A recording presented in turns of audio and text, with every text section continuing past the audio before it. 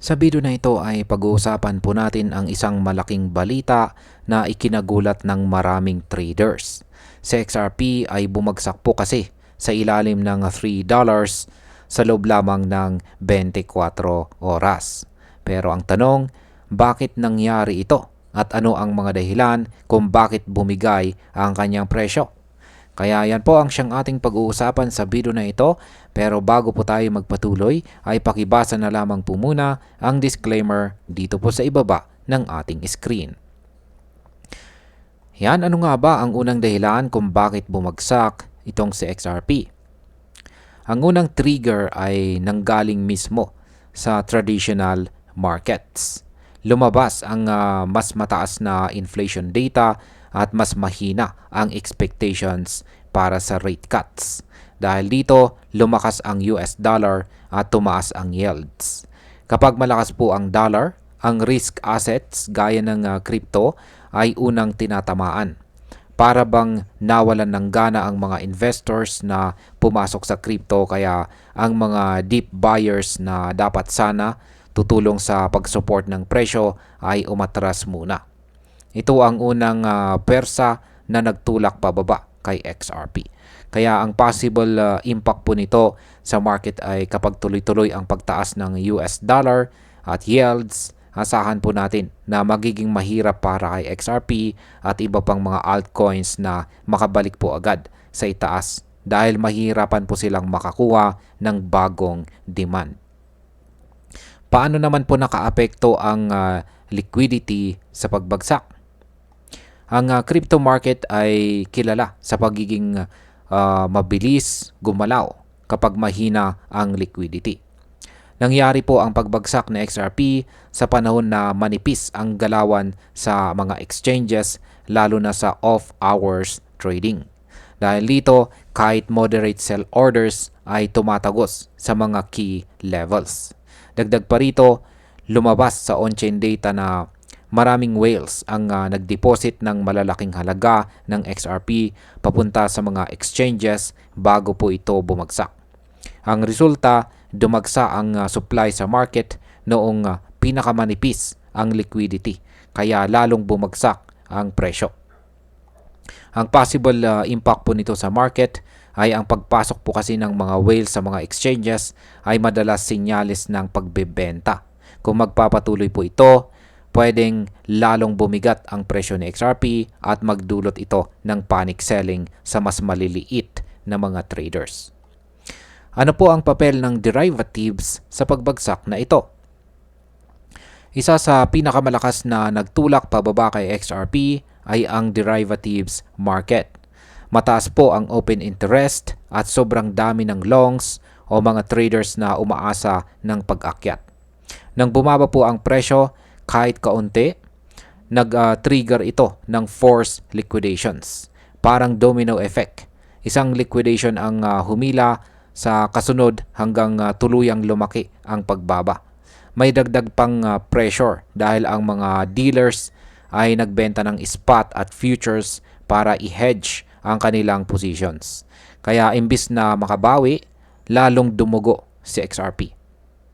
Kaya ang possible impact po sa market nito ay kapag marami pang leverage positions na nakatali, posible pong magpatuloy ang volatility. Kaya kung hindi po babantayan ng mga traders ang funding rates, maaari po silang masunog sa biglaang galaw ng market. Ngayon ay naging isolated ba ang pagbagsak ni XRP? Ang kasagutan po sa katanungan na yan ay hindi. Ayan, ang pagbaba po ni XRP ay bahagi ng mas malaking galaw sa financial markets. Bumagsak din ang equities at lumakas ang dollar. Ang tinatawag na cross-asset correlation ang nagpalala ng sitwasyon. Kapag may malawakang deleveraging, sabay-sabay na nag-a-adjust ang mga investors. Kaya hindi lang si XRP ang bumagsak, kundi pati ibang altcoins at saka risk assets. Para itong domino effect na kumakalat sa iba't ibang market. Ngayon ay ang possible impact po nito sa market ay ibig sabihin ay hindi lang internal factors ang dapat bantayan. Kahit malakas po ang fundamentals ni XRP, kapag global markets ay nasa risk off, mahirapan po siyang tumakas mag-isa. Ano naman po ang tinatawag na ladder pattern at bakit po ito nangyari? Matapos po ang matagal na rally, ang mga buyers ay naging mas maingat at ang mga sellers naman ay nagbenta sa tuwing may maliit na rebound. Ang tawag po dito ay ladder down pattern. Ibig sabihin kahit may pag-akyat, kahit na may pag-akyat, agad po itong binubuhusan ng bentahan kaya tuloy-tuloy ang pagbaba. Wala ring bagong catalyst o balita na kayang magbigay ng lakas ng demand kay XRP. Kaya kahit may good news, hindi ito nagkaroon ng sapat na epekto. Kaya ang possible market impact po nito ay hanggat hindi nagbabago ang sentiment, mananatiling mahirap para kay XRP na magkaroon ng sustainable na rally. Ang mga traders ay maghihintay muna ng malinaw na reset bago po bumalik. Ano naman po ang itsura ng market snapshot matapos ang pagbagsak? Base po kay CoinMarketCap, si XRP ay nasa presyo na $2.89. Bumaba po siya ng halos 4.13% sa loob ng 24 hours. Ang 24-hour trading volume ay nasa $7.1 billion at ang market capitalization ay $171.9 billion.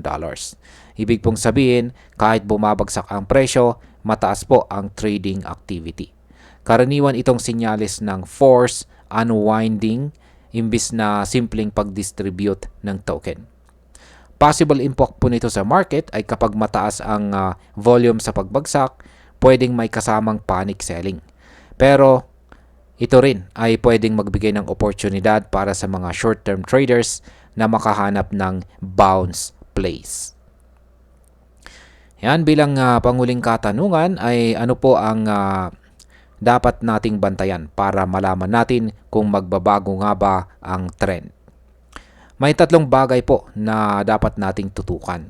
Una ay ang pagbaba ng derivatives funding rates dahil sinyalis ito na kumakalma na ang leverage.